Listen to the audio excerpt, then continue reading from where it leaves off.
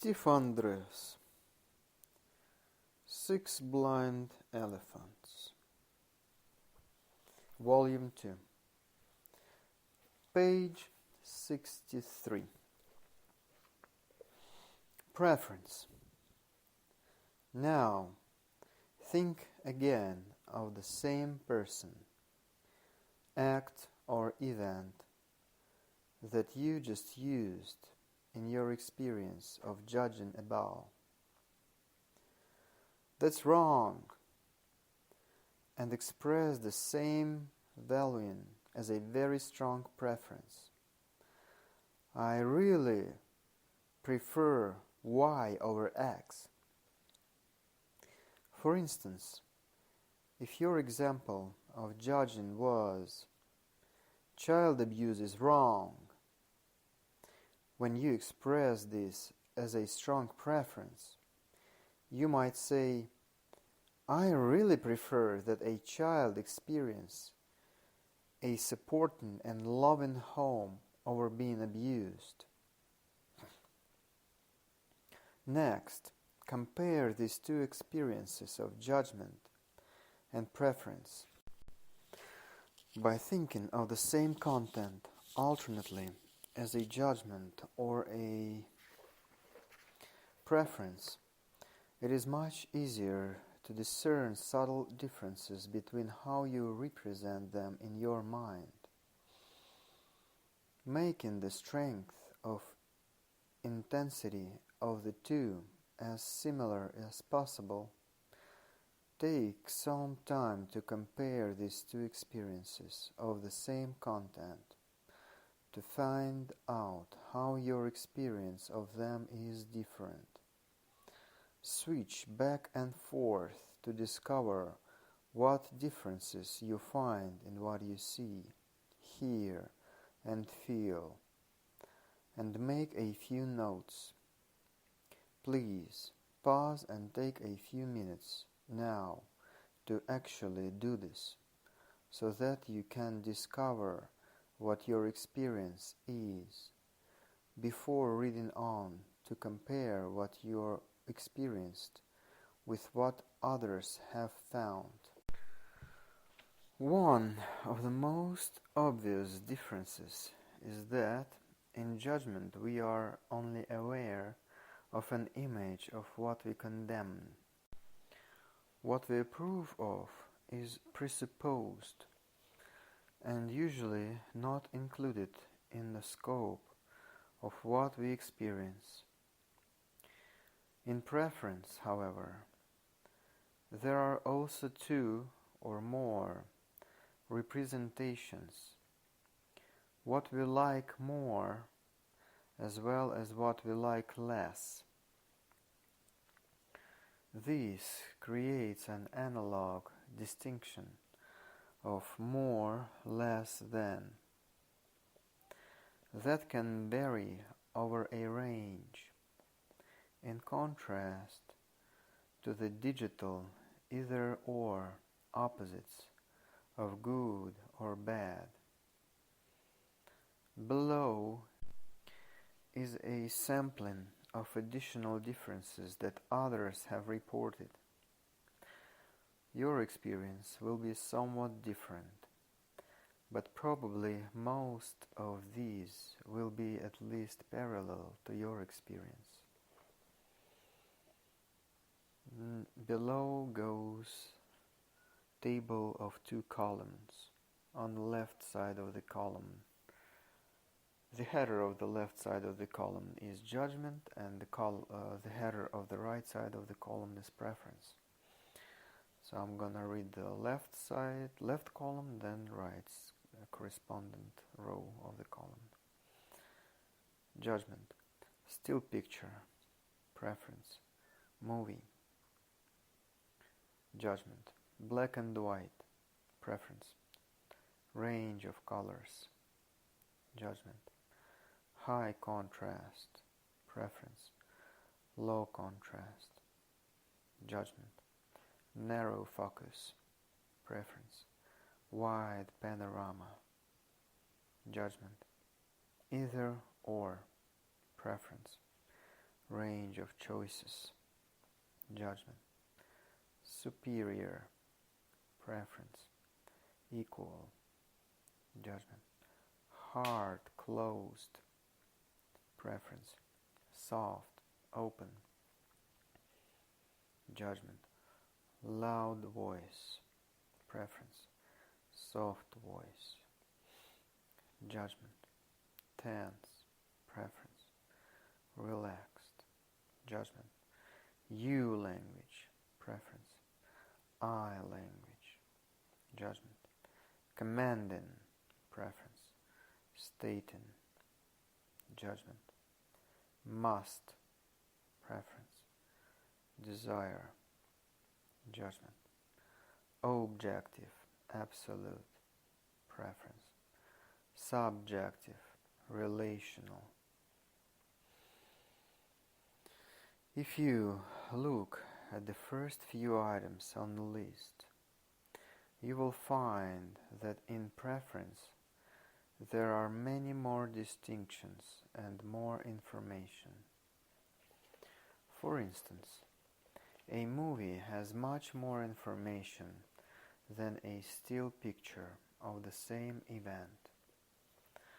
There is much more detail and information in an image that has a range of colors, low contrast, and a wide panorama.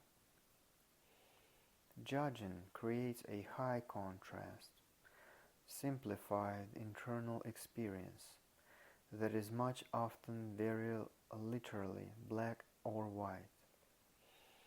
In contrast, preference has much more information and a wider range of choice. Most people find that they like the experience of preference more than judging. When someone prefers judging, that is usually because they think they would have to give up important values if they stopped judging. Once they are assured that don't have to give up the strength of their values, then they usually like preference better. Let's examine the process of judging in more detail, starting with a wider scope of how we perceive and process information. Potential awareness. This is all the sensory-based experience in all 5 sensory systems that someone could be aware of at a particular moment in time. Both external events as well as internal bodily sensations.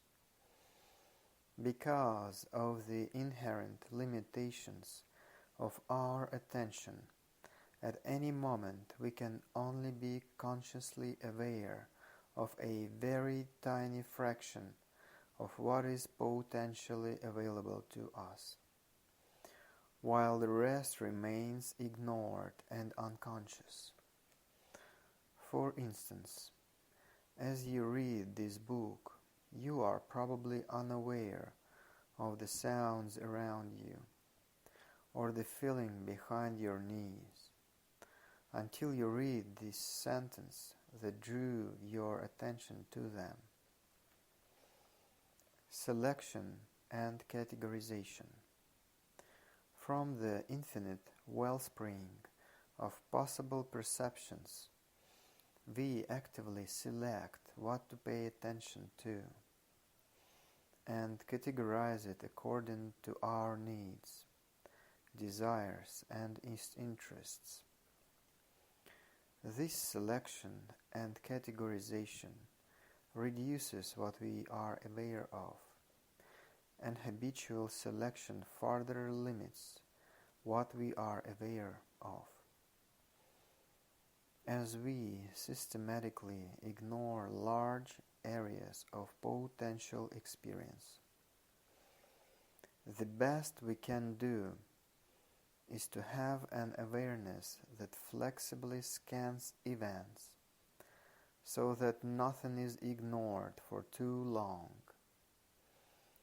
The more information we have available to us about events, the better we are able to determine what is relevant to satisfying our needs and desires and solving problems. Preference.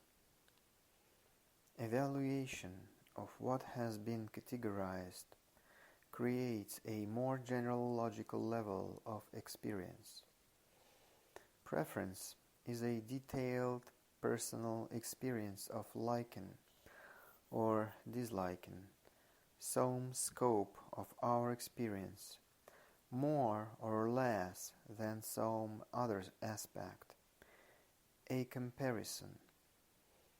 For instance, I like the rich and spicy taste and texture of tortilla soup much better than bland, mushy tamales, especially when I'm not feeling so good.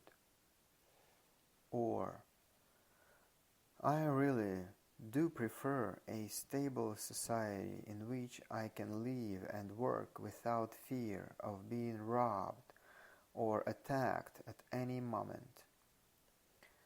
I am associated into the experience, and it is unquestionably mine. Within any experience described by a statement like this, there are usually many elements of scope that are presupposed and not mentioned. To highlight all these different aspects of a preference, it is useful to use a generic sentence that could fit any experience if you fill in the missing content. I like the feel/sound/look/taste/smell of A in the present, or the consequences of A in the future. Much, a little, more than B, in a certain context C, for an outcome D, when I am feeling very a little E. A full experience includes all the following detailed sensory-based elements, at least implicitly. A. The person experiencing the preference, I, you, she or he. B. The value preference, liking, disliking. C. The sensory aspect, 5 senses, noticed in the experience. D. The scope of time used for the evaluation, past, present, future. E. The 2 or more things or events compared, A and B. F. The analog comparison between them, more or less than. G. The degree of the comparison, a lot, little, somewhat.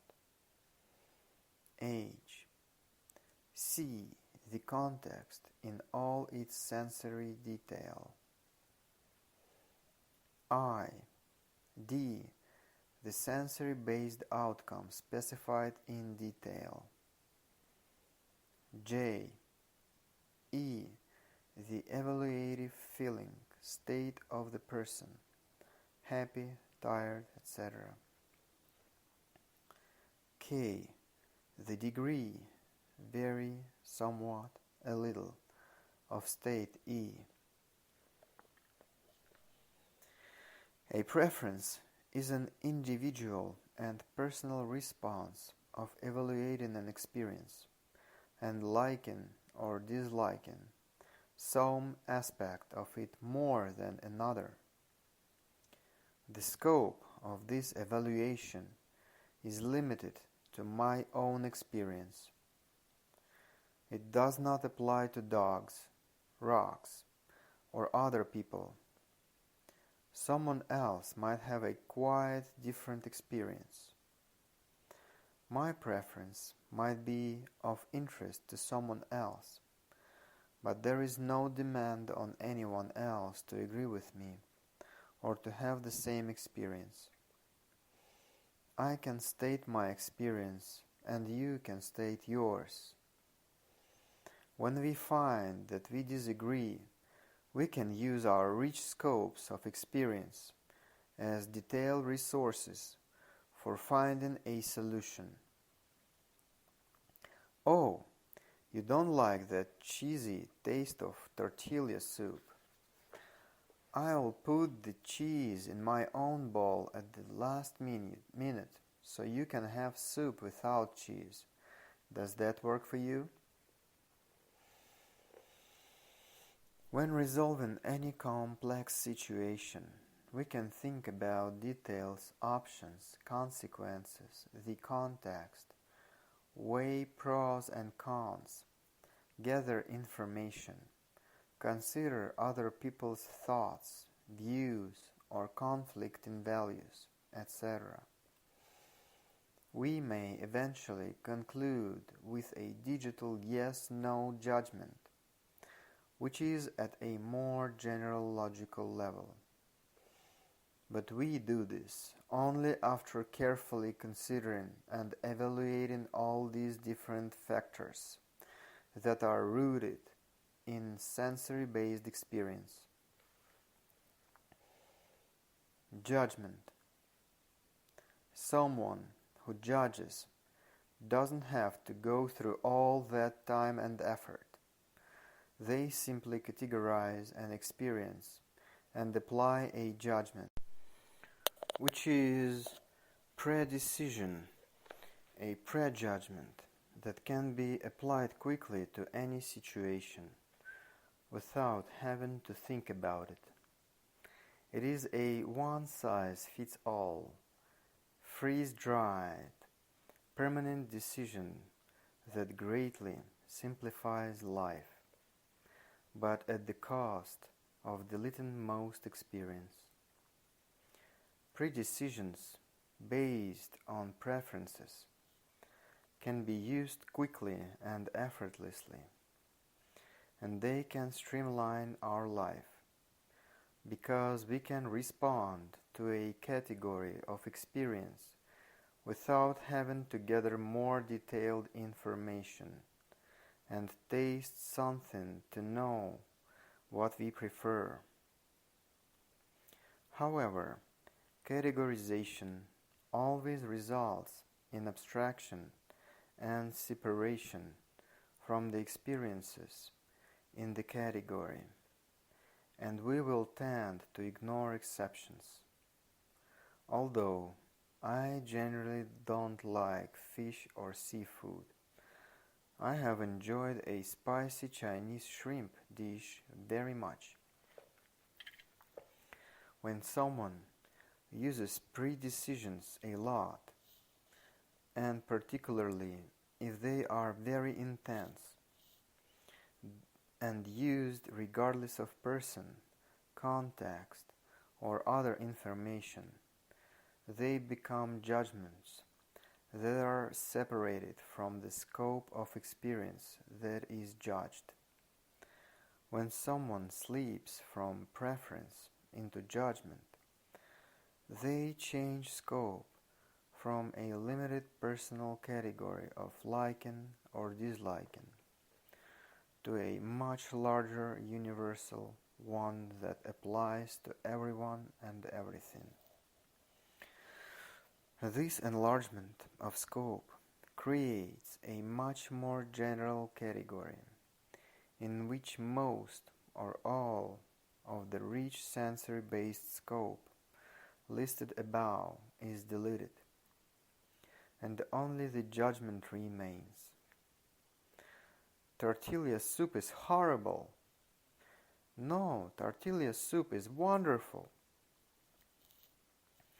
Like all very general categories, all that is left in judgment is a digital either-or distinction, good, bad, right, wrong, in contrast to the detailed analog distinctions that occur in a sensory-based preference.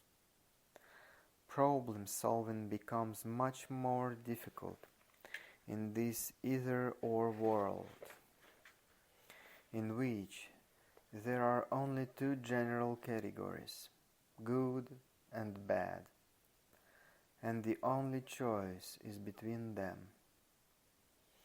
Another important difference is that in preference we are aware of both what we like and dislike simultaneously, while in judgment we tend to only be aware of either what is bad or what is good sequentially, a reduction of scope and information. There is another very important difference between preference and judgment. I don't like tortilla soup expresses a relationship between myself and tortilla soup. The badness or goodness is clearly in how I experience the soup. But if I say tortilla soup is horrible, the badness appears to exist in the soup. My relationship to it has disappeared along with most of the other sensory-based experience. Since a judgment deletes most of the specific experimental and contextual elements listed previously for a preference, it is absolute and universal. The statement, that person, thing, event is bad, means that it is bad for everyone, everywhere, always, in all regards, throughout time and for all outcomes. Since something is either good or bad, there is no possibility for it to be good for one person and bad for someone else. Have good and bad aspects, to be more or less good, good in one context or for one outcome, but bad in another context for a different outcome, etc. Gordon Allport described this process as intolerance of ambiguity. Many years ago, in his studies of prejudice and the authoritarian personality, and found that his insistence on fixed either-or categories extended even to the simplest perceptions. Since bad is simply bad and exists in the thing or event judged, there is no point at all in communicating or negotiating about it. The only solution is to isolate it, eliminate it, or destroy it. You can't negotiate with the devil. The absolute, universal, and fixed nature of a judgment separates it from our own personal experience. Many judgments are learned from parents, priests, teachers, and other authorities, rather than arising out of our own experience. So there is no connection with our experience. But even when we have personally experienced an event that we judge, the act of judging, it separates us from the sensory-based details of that experience. As we focus our attention primarily on the categorical judgment. Since a judgment is universal, it exists independently of who makes it, and this is one of the great attractions of judgment. Someone who judges doesn't have to take responsibility for the judgment or defend it. It simply exists. It is bad. It is God's will. This makes it very difficult for a judge to even consider reviewing the situation being judged, or to consider alternative understandings. The universality of a judgment assumes that everyone should have the same identical response, imposing the judge's values on everyone else. If someone else disagrees with the judge, that threatens not only the universality of the judgment, but also the more general worldview of the judge. If I judge something as bad, and someone disagrees with me, my only alternative is to think of it as good, which would turn my world upside down, since that would be very unsettling and violate my values. I will typically redouble my efforts to make the dissenter conform, using some form of threat or physical coercion. When judgment is useful, every behavior is useful in some context, is a fundamental presupposition in NLP. Judging is based on the ability to make very general abstract categories, and we wouldn't use this important skill in judgment if it weren't useful to us. There is one kind of context in which judgments are functional. In a situation of real and immediate physical danger, in which we have to make a life or death decision very quickly. When the stakes are high, it is useful not to take the time to carefully evaluate a situation and come to conclusion. By the time you got to a decision, it might be too late. In an emergency, there is no time to think out all the nuances of what is happening. There is only the urgent need to act swiftly and decisively, and respond with a simple preset decision.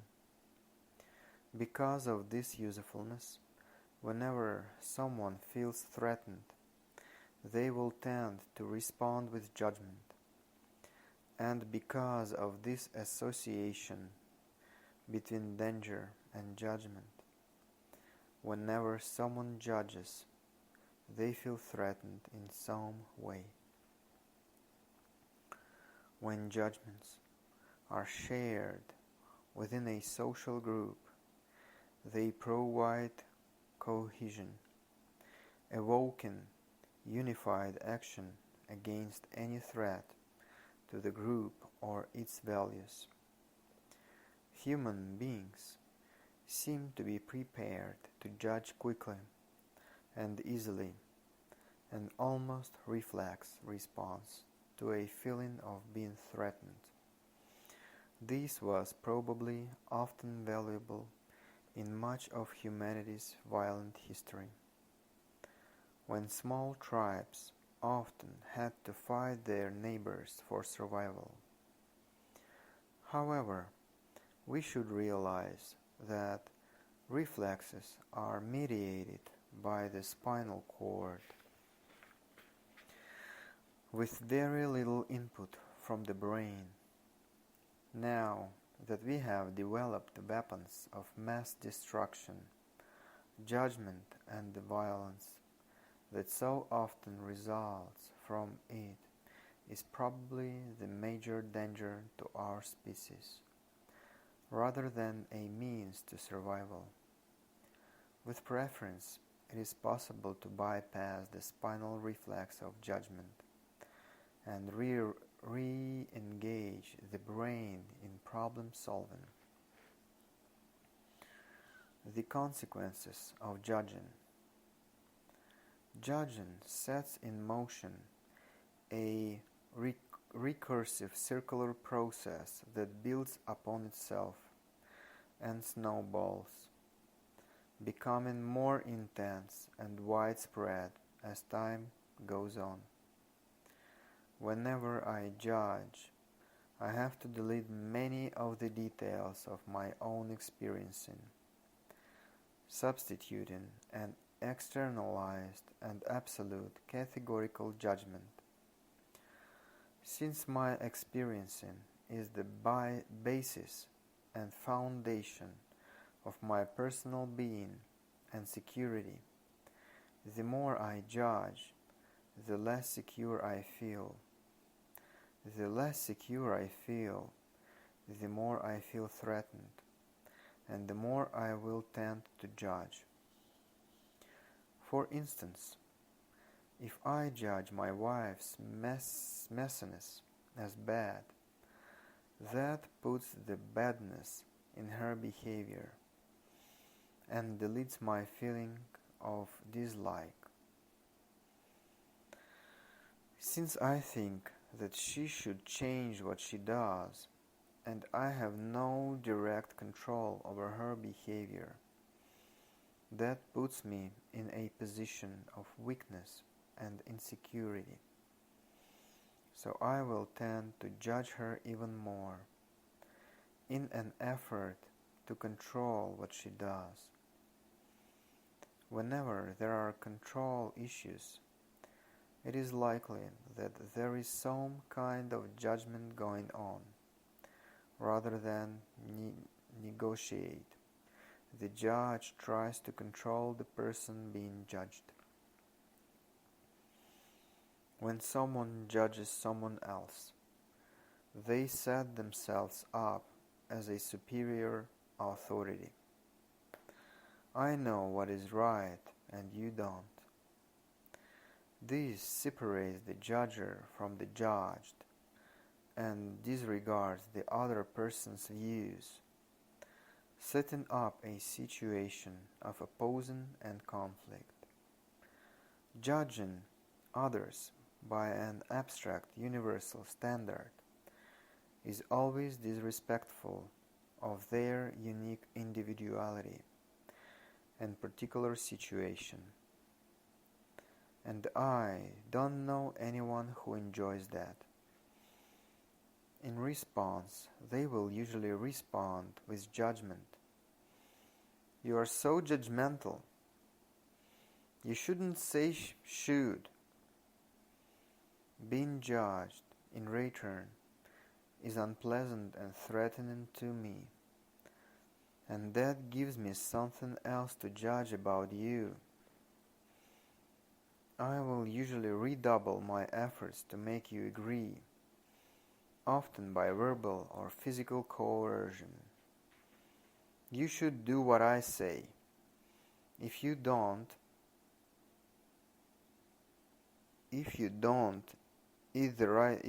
do it the right way, you will roast in hell for all eternity. The preference is much easier to move away from an unpleasant scope and toward a more pleasant one, while attending to both. I can make small analog changes along a continuum and easily move back if I go too far or make a mistake. However, if I am judging, the only alternative is to move from one opposite to the other, from right to wrong, a very large digital shift, and one in which my values are completely violated. For instance, if my wife says that she is not messy, she's just casual, and prefers to spend time on more important things than tidying up, my only alternative is to think of messiness as good, in opposition to my values. In judgment, we are usually focused exclusively on what we don't want, a negative outcome, making it very hard to think of positive solutions to differences. Since it is impossible to reach a negative outcome, we can easily get stuck in a dead end. The other alternative is to blindly go away from what we don't want, which often results in out of the frying pan into the fire. In preference, the preferred alternative is always present in our awareness, giving us something to move toward, a positive outcome that we can reach. Judgment changes a disagreement between equals into one between unequals, and the question becomes, who's right and who's wrong? Who is in a position of rightness and power? In contrast to, how can we resolve our differences? Or, how can we continue to get along while acknowledging our differences? By focusing on the general categories of right and wrong, problem solving becomes extremely difficult, because most of the sensory-based content of the disagreement is ignored. When someone makes a judgment, it is usually hard for them to go back to review the underlying preference that it originated in. Since a judgment is digital and universal, the only alternative in their mind is to be wrong rather than right. So to question it at all is itself a threat. If you ask for the experience that is the basis for the judgment, they will usually say something like, "What do you mean?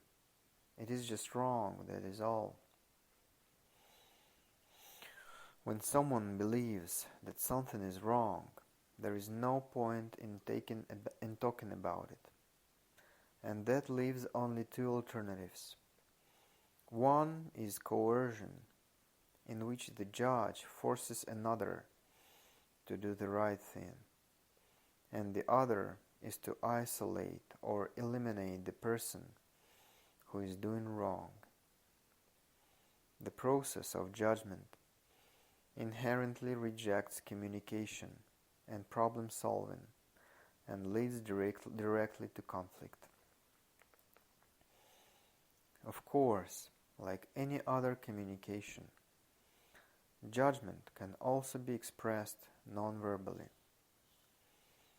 A certain tone of voice, a raised head, a stiffened neck, a raised eyebrow, or a barely audible can signal judgment as well as verbal condemnation. And since these are non-verbal, they are more likely to be out of consciousness, which may lead to confusion in the persons being judged. Why do I feel so bad? All these feedback loops create a system that can create a vicious circle that can easily trigger what engineers call a runaway system, in which a system escalates until it reaches the limit of the system.